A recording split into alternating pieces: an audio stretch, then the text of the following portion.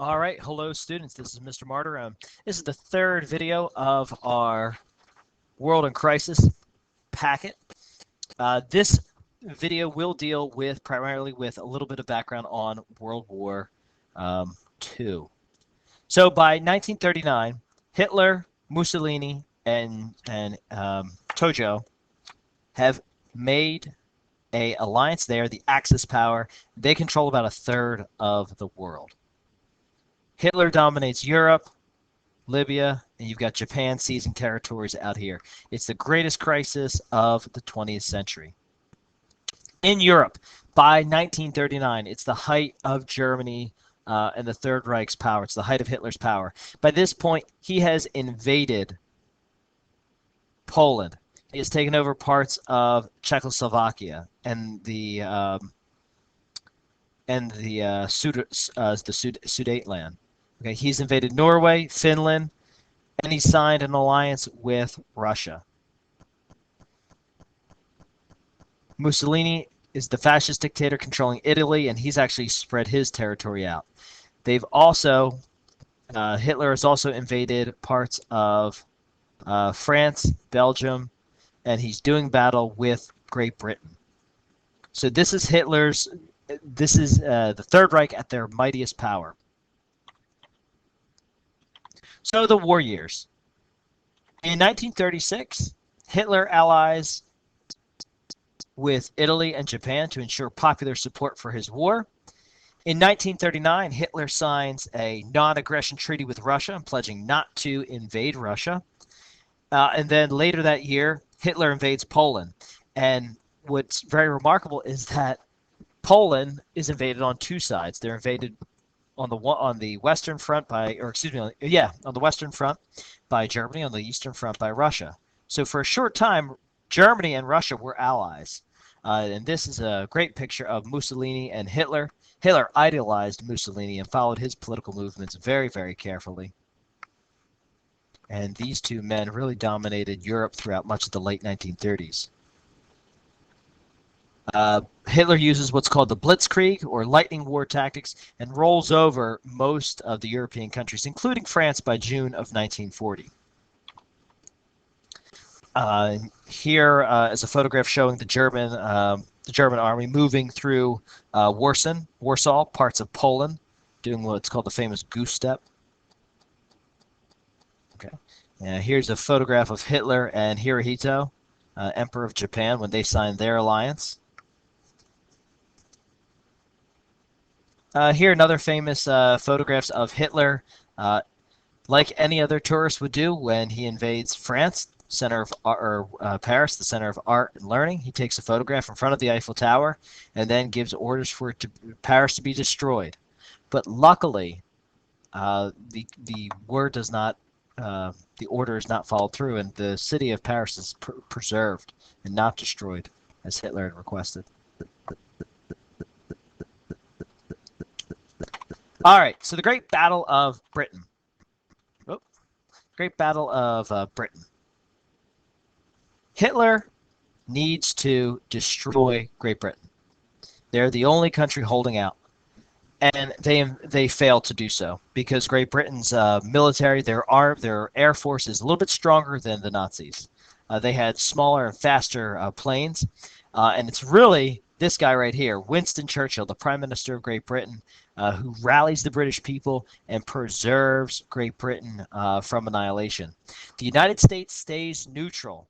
However, very secretly, they do loan not only money, but American ships and warplanes to Great Britain throughout 1941, even though officially we are not involved in the war. But once we do get involved in the war, Franklin Roosevelt, seen here, and Winston Churchill, seen here, are very diligent, very strong allies, and together they will thwart Hitler and the Third Reich.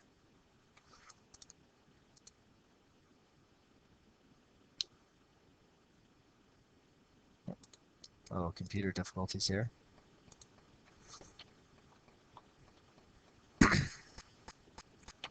All right. While this is going on, while Hitler is moving across Europe, we all know the story of the Holocaust. The Holocaust did not happen overnight. It began roughly around 1935, and there's a big discrepancy as to what time period the Holocaust began.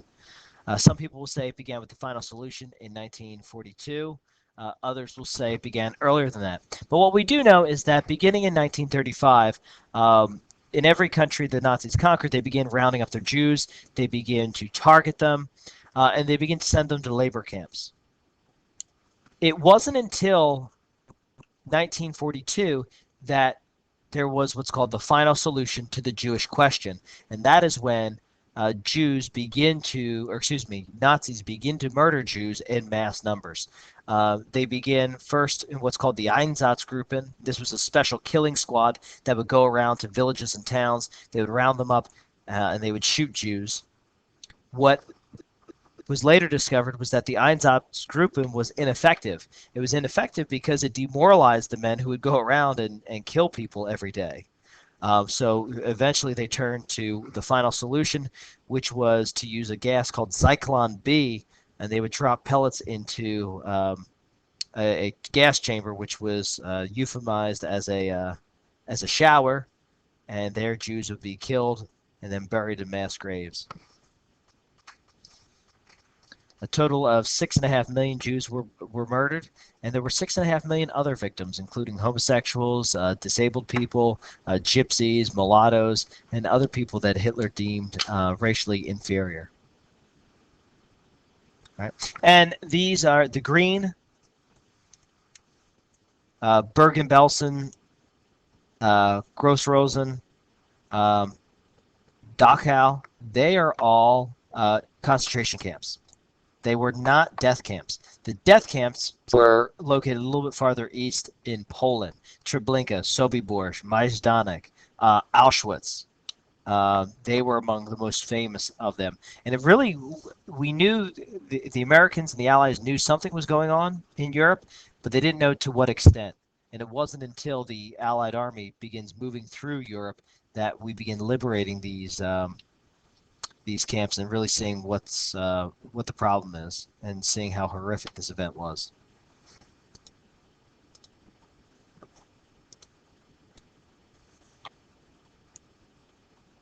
All right. So America's involvement in the war. All right, Pearl Harbor, December 7th, 1941. Japan had been moving westward. They attack the United States at Pearl Harbor. And then the next day, the United States declares war on Japan. Now, Japan is an ally of Germany. On December 8th, on December 9th, Germany declares war on the United States, and the United States now enters World War I. All right, the Allies will now include the United States, Great Britain, and the Soviet Union. Remember, the Soviet Union formed a non-aggression pact with Hitler, but Hitler, under Operation Barbarossa, invades the Soviet Union. Now the Soviet Union turns against him, and now Hitler makes the same mistake that the Germans made in World War I. As far as the Pacific goes, from 1942 to 1945, the Allies what's called island hop, and they move around the islands of the South Pacific, clearing the Japanese away. Here's a photograph of the naval base at Pearl Harbor, destroyed, lying in ruins.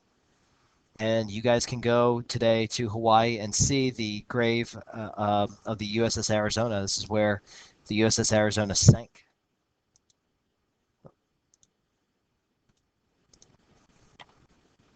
All right. Here's a map of the Philippine Island, or the U.S. Pacific Theater. So beginning from Midway Island, the American forces will slowly begin to work their way across and clear the Japanese of the islands of the Pacific. Very hard and very tedious battle.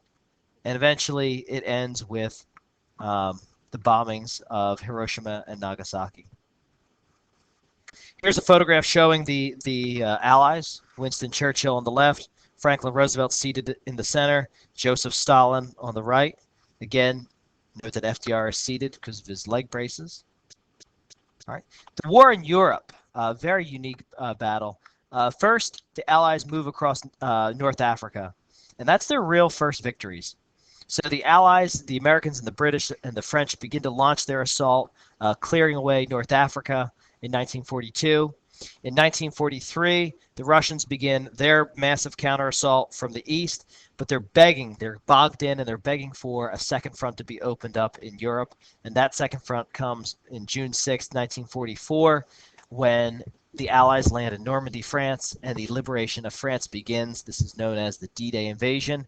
From D-Day, it's about 11 months until victory in Europe. There's a photograph of not President, but then General Dwight D. Eisenhower talking to paratroopers before the eve of battle, and the letter that Eisenhower wrote to the soldiers.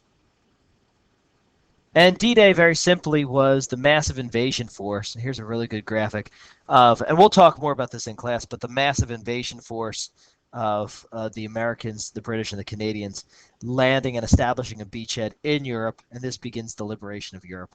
By September, Paris is liberated, and then that fall, Belgium is liberated, and really, 11 months later, Europe becomes liberated. And the Allies will capture Berlin in May of 1945. So continuing forward, victory in Europe comes in May of 1945. March of 1945, the Allies move into Germany. The Russians capture Berlin. Hitler commits suicide on April 30th. And on May 7th, 1945, the Germans surrender. The war in the Pacific will rage on for 4 more months. And on August 6th, and then again on August 9th, the United States drops the atomic bomb that they had been working on for several months, forcing the Japanese to surrender. And with that, World War II comes to a dramatic end. Obviously, we're going to go into some detail about these major events, including the liberation of Europe with the D-Day invasion and the dropping of the atomic bomb. This is just to provide you just with a little bit of background on the major events of the war itself. And definitely when you guys get to U.S. History 2, you'll spend a substantial amount of time talking about the events of the World War II. All right. If you need to watch the video again, do so, but make sure you have the appropriate notes detailing the global conflict from 1939 to 1945.